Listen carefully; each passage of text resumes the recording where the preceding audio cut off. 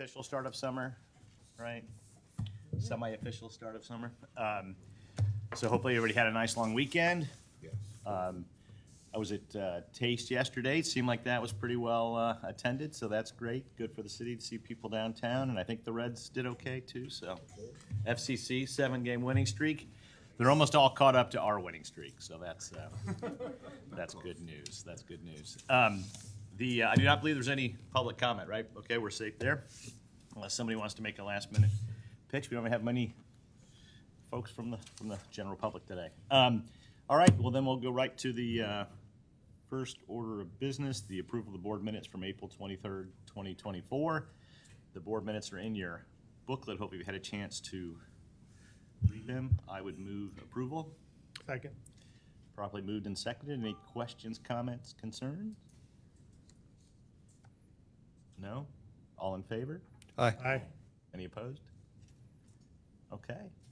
Well, then why don't we jump right in? I heard robust committee meetings. I'm sorry, I was in Nashville for an IT conference, which was super exciting.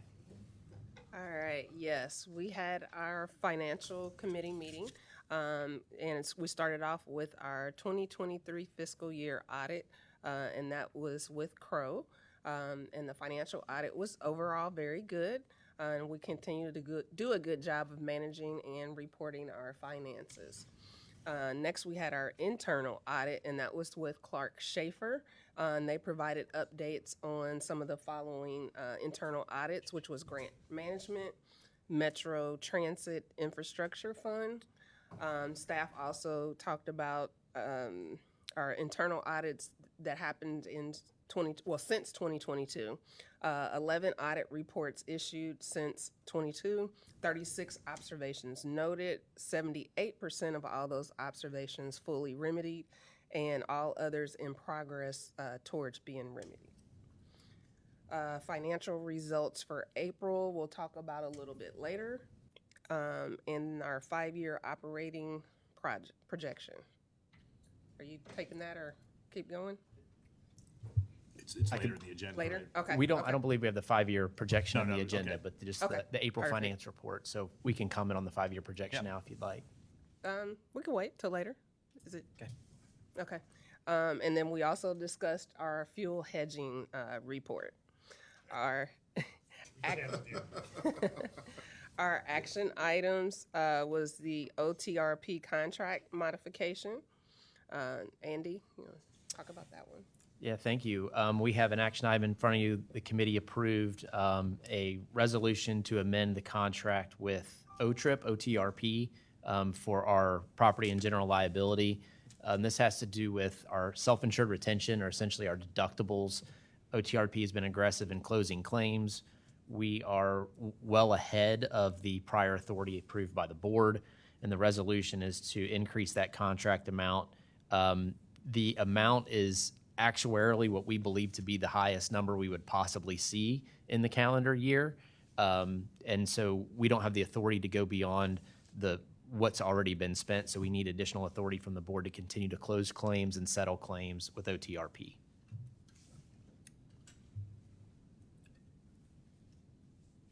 Help me understand. So we have X number of claims that have been started, or we have X number of claims that we generally have. So the actuarially, it's for things that have already been begun, or just a sort of historical averages. Yeah, I don't know, John, you want to speak to that?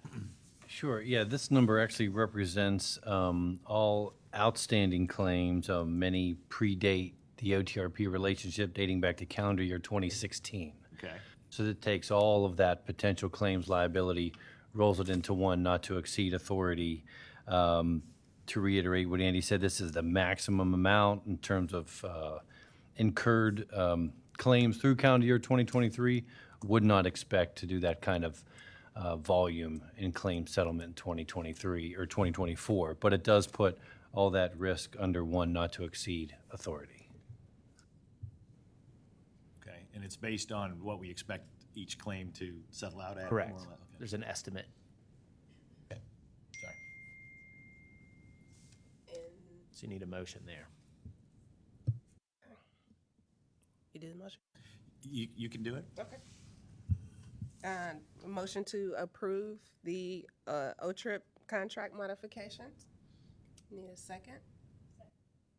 And then, is this a roll or all in favor? Oh, any Yeah. questions or concerns, comments? Just, the claims that are outstanding are not 2023 or 24. Any claims that have been booked in 23 and 24 are included in this number. But they are included. Yeah, future claims are I not. was way back from 2016. Okay. Right, but it could be, could be things that have happened that nobody's tried to claim anything. So it's not everything, but it's some of it, yeah. Everything Well, known. probably, yeah. We've been Can I ask- properly, oh, go ahead. One more question.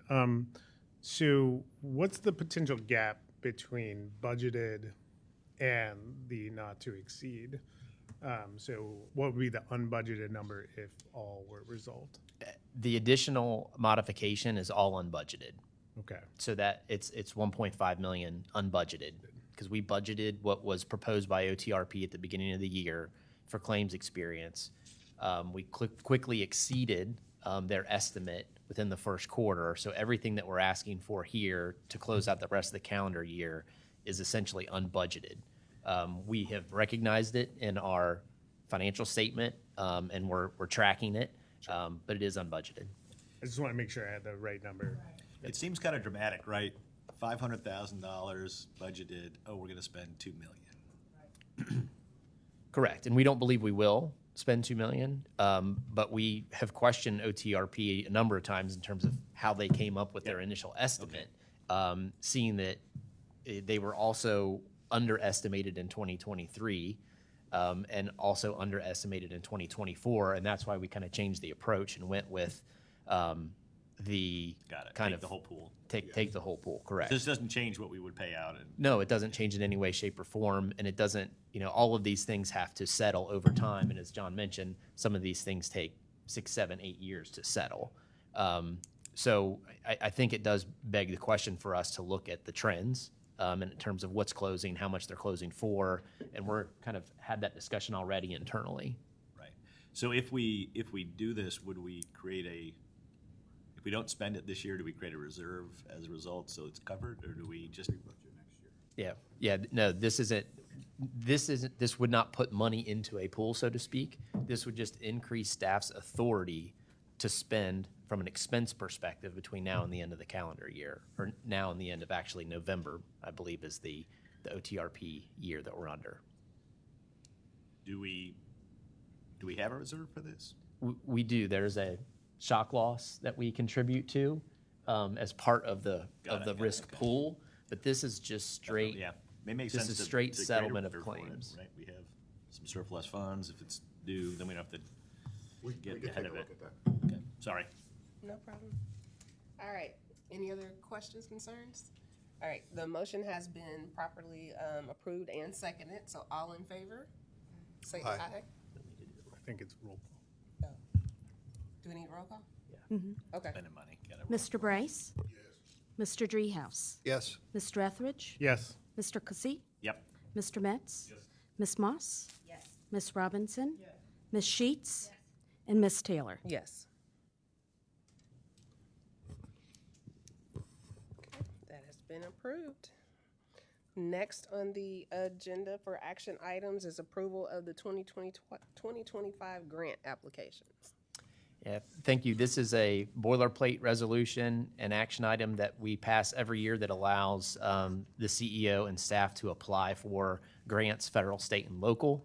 This approval is required by the FTA and other grantees to have on file to execute grants. I'll make a motion to approve. Second. Okay. Properly moved and seconded. And do we need roll call? Any questions, concerns, or comments? I know Trent doesn't like grants usually. Okay. Mr. Bryce? Yes. Mr. Dreehouse? Yes. Mr. Etheridge? Yes. Mr. Cussy? Yep. Mr. Metz? Yes. Ms. Moss? Yes. Ms. Robinson? Yes. Ms. Sheets? Yes. And Ms. Taylor? Yes. All right, properly approved. Thank you. Okay, finance, and a couple things. Thanks. I know there's a robust discussion about the 5-year plan that we'll talk about, and I think really important that we continue to look forward, right? So many transit agencies across the country, if you're looking at any of the newspapers, are really kind of facing this fiscal cliff and things like that. And so a lot of the work you all have done has kept us from being in that same situation. So I appreciate the diligence, and let's keep doing that. I'd also say thanks to the whole finance administrative staff. I know we lost our CFO, and you all have been working hard without that. So appreciate all the hard work on keeping us on track. Thank you. Okay. Blake. Thank you very Wake up.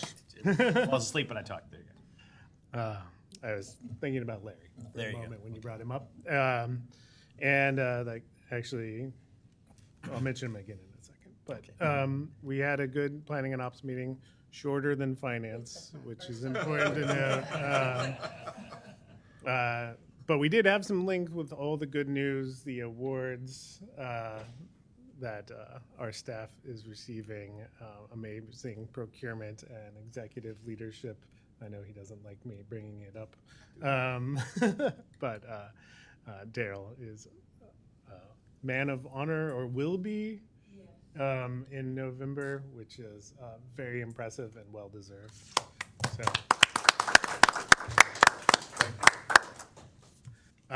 but I think his comments were excellent in the committee meeting, saying that it's built on the amazing staff and everybody at SORTA.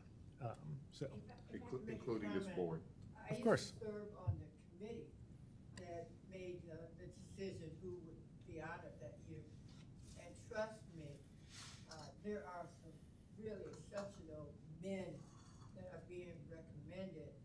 And so that is an honor for you, Daryl, to go up against some mighty men who have really have legacies in this community and are visible.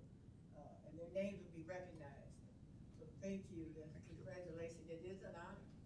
it is. It really is. Yeah. I'm still in shock.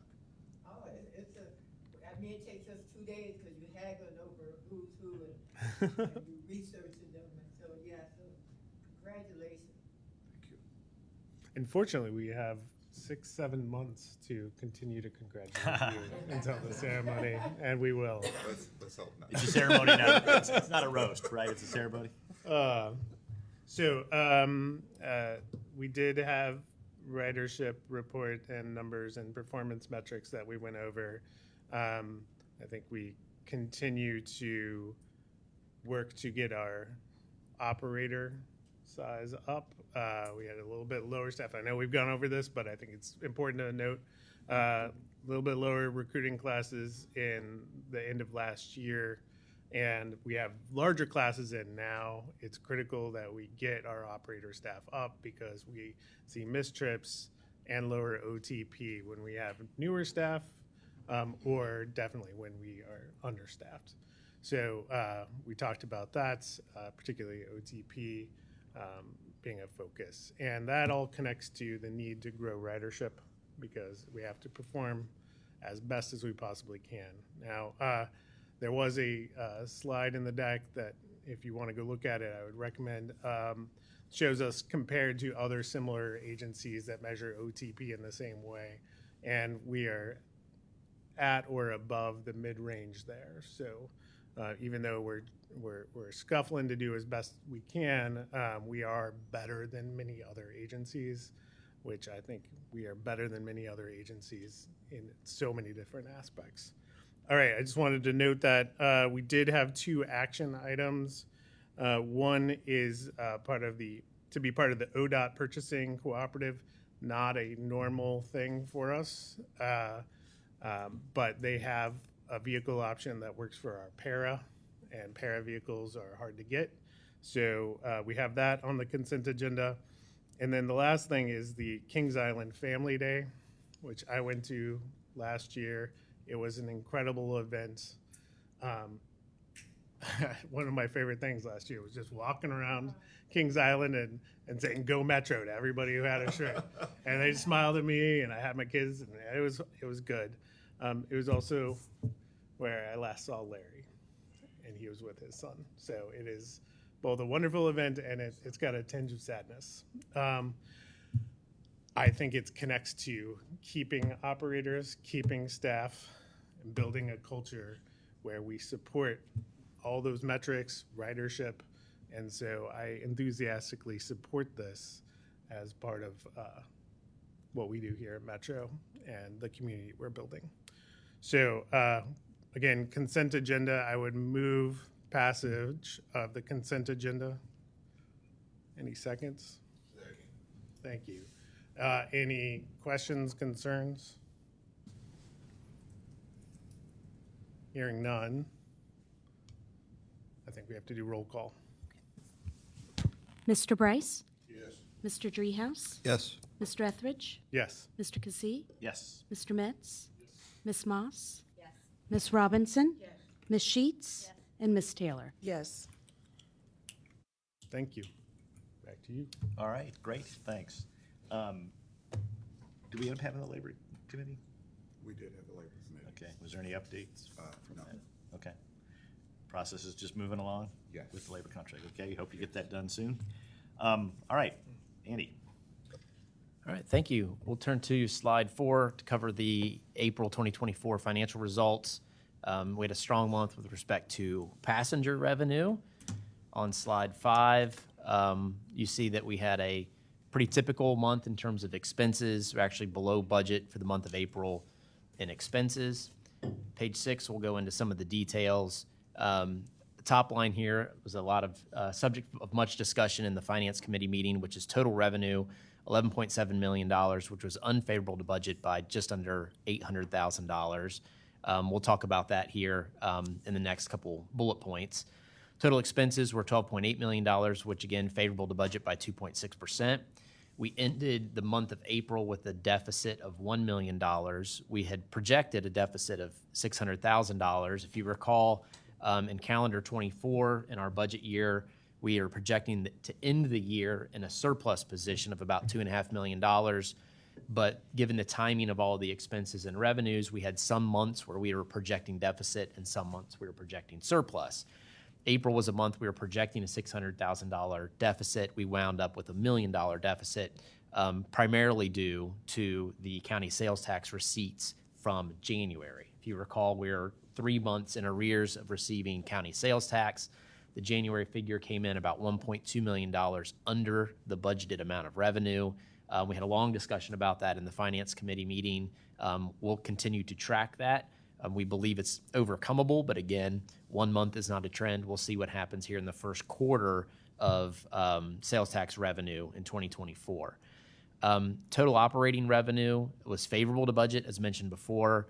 Non-transportation revenue, which is primarily driven by our investment report, is favorable to budget by $216,000.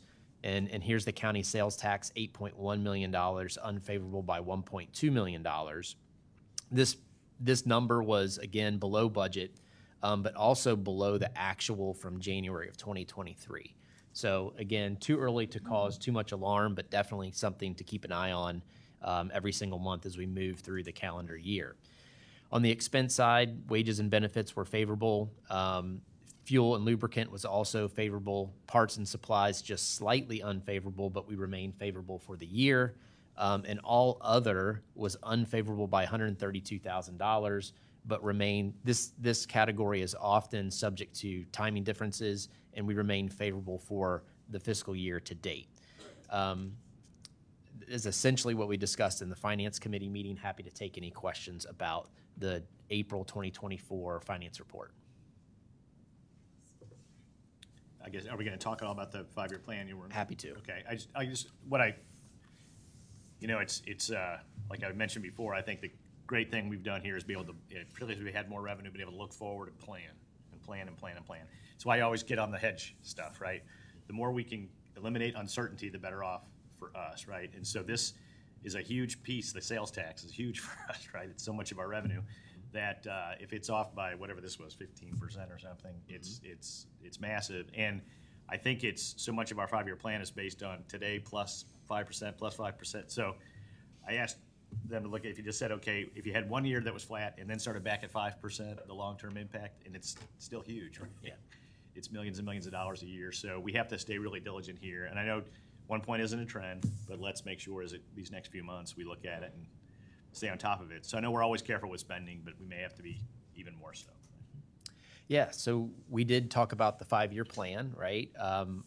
As discussed, we created a set of assumptions. The biggest factors that go into a 5-year operating plan, again, sales tax is the number one figure with respect to revenue, and then our operating expense, right? What is going to be our inflationary operating expense over the next 5 years? What the model showed us is essentially if we remain slightly behind, if, for example, if sales tax is coming in annually at about a 5% clip and our operating expense stays behind that at about 4%, we keep ourselves in good balance, and we also allow ourselves the room to operate BRT, right? We're planning to operate BRT the end of 27. So the model shows the first corridor hitting the budget in 28 and the second corridor hitting the budget in 2029. We need to make sure that we have the operating expense headroom available to do that when we hit those out years. Currently, the model shows that we can. We have to update that model essentially every quarter to make sure that we're still on target. The other thing that we discussed was we also have to make room in our operating budget for a recurring amount of dollars for capital match, right? So if you go back pre-levy, what happened was, the operating budget gets filled with expenses and there's no money to replace buses, right? You don't have money to match those federal grants. You can't go get those federal grants. And so your fleet ages, your facilities age, and you don't want to sacrifice service to do those things. So if we start planning now, we'll be in good shape to provide BRT and meet capital match for our fleet. It just takes, as Craig mentioned, some forethought and making sure that our projections are solid and continually updated. The plan actually goes out 10 years. You start to get really speculative after 5. So we'll report on a regular basis to this board the status of our 5-year plan. Also keep in mind that we have a lot of capital money that we're drawing interest revenue on right now. As we begin to spend those capital dollars, our interest revenue will decrease over the course of the next 5 years. So we will remain diligent looking at 5 years out and our spending and our revenue. So we'll really focus on increasing ridership to increase revenue, going after federal grants, both for capital and operating. So this is it's a process. So the federal matches can be local, governmental, it doesn't qualify, any match Yeah. qualifies as support. The local match will come out of either our sales tax revenue or fair revenue, but it's local revenue to match our federal grants. Now, with the county being 3 months behind, that's money that we're not drawing any support or interest from. That's correct. So it stands to reason that we should be discussing this with them. What is their plan to catch up? They don't. The sales tax will always come in 3 months behind. And it's not there, it's the state really is where it's sitting, okay. not, yeah. That's right. Yeah. So the state draws it for a while. And so the board knows we're not worried about this, but we're concerned and we are watching it and making adjustments based on what we see as the sales tax rolls in. We'll be making adjustments. So trust that your executive leadership team, this is something we watch very, very closely. Right, but so tied to ridership. More ridership drives more revenue, drives more everything else. So that's why, to Blake's point earlier, we got to focus there as well. Yeah, I guess the only other point is what we made sure we captured in that 5-year plan is all 5 phases of the Reinventing Metro fixed route bus plan, right? This plan makes sure that we are also able to get all the service improvements out on the road that we had planned for and BRT. So it's not from a service perspective, it's not pulling back. It's continuing to invest in the service and continuing to make the system better, but just making sure we are looking way ahead of the curve. And Blake mentioned this earlier. While the rest of the country has either cut service or stopped growing through the pandemic and through this year, we are growing our service. And we made promises to this community, and we will deliver on every promise that we made to the community, and will continue to deliver on every promise that we made to the community. Not easy, but we are diligent in getting this done. At what point does UC's forecast start to change when we see that those numbers are different? So we had a conversation with UC Economics, and we've agreed that if after the first 3 months of actual cash receipts that we get, if it looks like they're going to miss their forecast, that we will have them do a reforecast for us. 1 month, again, doesn't make a trend, but if after 3 months it looks as if they're going to come in nowhere near what the forecast is, we're going to have them reforecast, not just for this year, but for out years. And then we'll make decisions on what that looks like and what our adjustments have to be at that point. With those adjustments, when we were looking at our investment portfolio and how we have those things allocated in order to kind of scoop up as much of that interest as possible and having them in those different long-term buckets, would that also influence any of that change? That will be part of our strategy, yes. Okay. Scoop as much money as possible. Yes. I may have missed this. What are the baseline interest rate assumptions used to account for investment income throughout the plan? Because obviously we have no control over interest rates. They go up, they can go down. That single wild card. It's about 4.5%, but it's one of the reasons we made a strategic move to move a lot of the money that was in the overnight account to much longer term investments to assure that we're going to continue to receive a higher interest income for a longer period. The expectation was that the interest rates were going to start dropping in January. They have not. The last we've heard, it's probably going to be September before the interest rates start dropping. But we have a lot of our income, our reserves sitting in longer term based Right. on when we plan on spending it. So even if they do start dropping in September, we've got a lot of that money in much longer term, which will stretch out the amount of interest income that we'll receive. But longer over term the is how course. long? It's not Right. 5 I think we have like 2.5 years average yield to maturity. So that impact starts pretty quickly if interest rates start to drop. So my only question or concern is, as we're looking at the plan, Yes.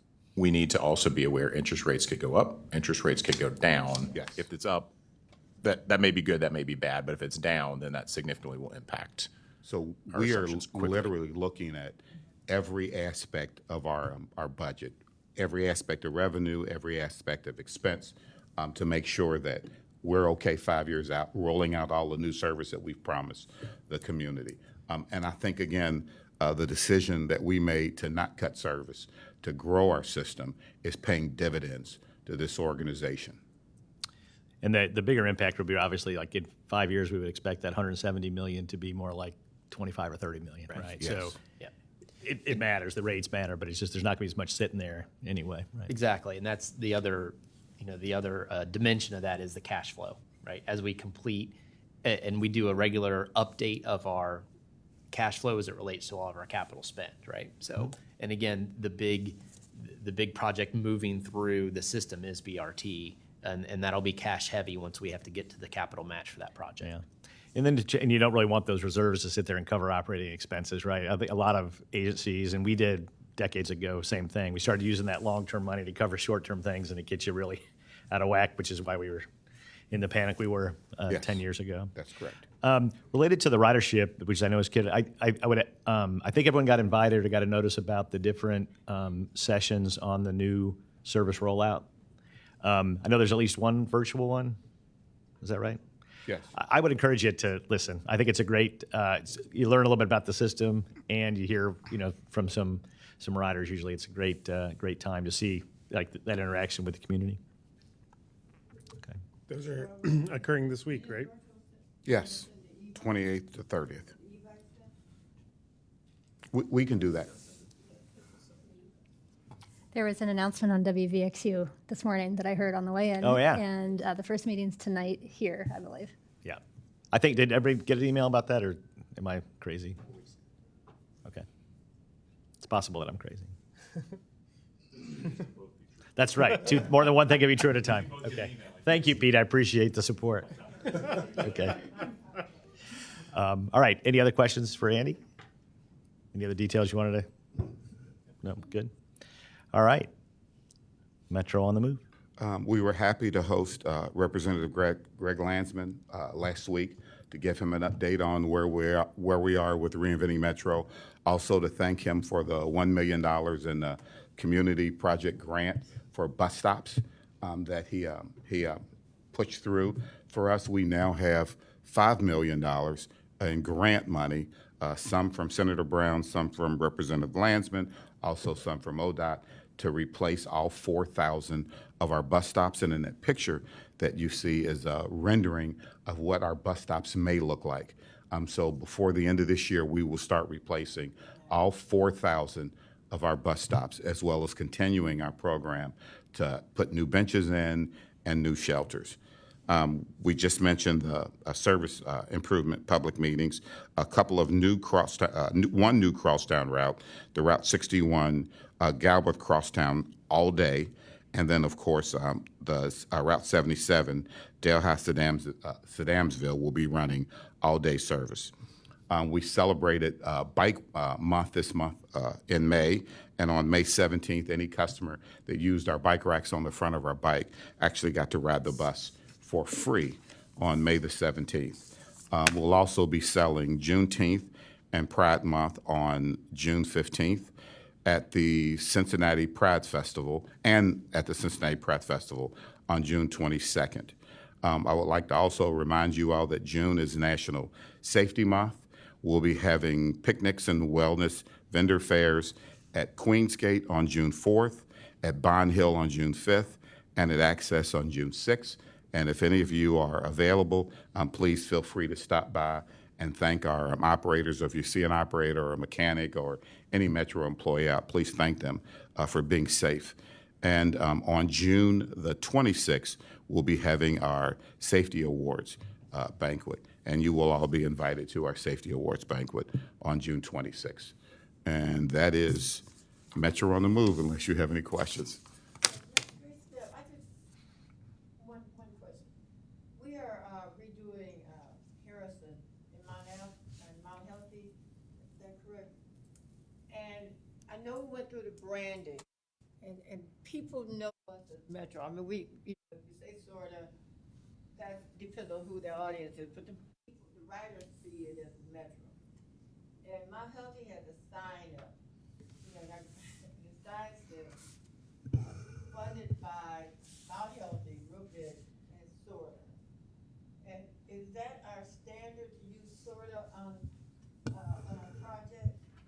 That has been. That has been, but maybe we can put a slash and do Metro/SORTA or something. I understand. It's a bland blue sign, that they made in the office. But it's real, but I noticed that. And I said, if you were to ask anybody along that street, they would say Metro. And they don't know who SORTA is, SORTA. I'm just asking, is that the standard procedure? Because I've seen some of them really fancy. Yeah, some areas do make really fancy signs, and we like them. Others, they're just, Can you throw it up there? But you're right. And with the new branding, for this round, we'll be sending a new design with the new branding, that says Metro. Okay. But yeah, thanks for the note. No, I know the neighborhood because it's by my house. It's nice seeing those signs out, isn't it? Well, this one is hid behind a tree. Gwen's going to be out there moving it next week here. We'll trim that tree. No, it's part of the construction workers might have moved it. I don't think we've met since the agreement with the railroad has been signed to help secure the Oasis line. I just wanted to thank the two of you and the whole staff for working so diligently on that, and frankly, those who are on the board to help make sure we stayed in that. We're going to be able to build a key part of the bike trail because of this organization's really hard work. So thank you to the staff for leading on that. That's a huge deal. It was a very collaborative effort. Todd from Great Parks, John Brzezina from the city of Cincinnati, and Andy from Metro really worked really hard to get that done, and the three of them refused to give up until we got that portion of it across the finish line. We've got one more hurdle, and we'll be just as diligent. Right, we're 95% of the way there, right? Okay. I know.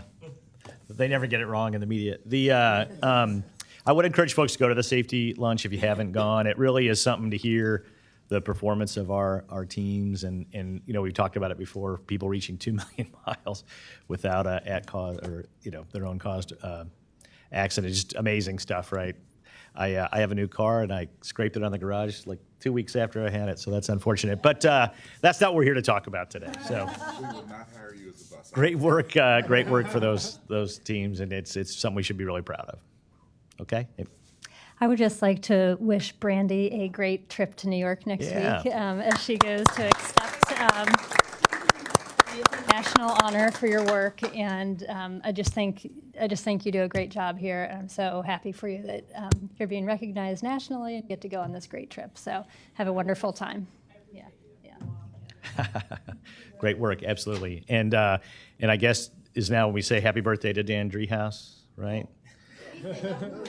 Oh, sorry. He said don't say happy birthday. many to him. days Sorry. ago. Okay, right. So please be careful. Make sure not to say happy birthday to Dean. Okay.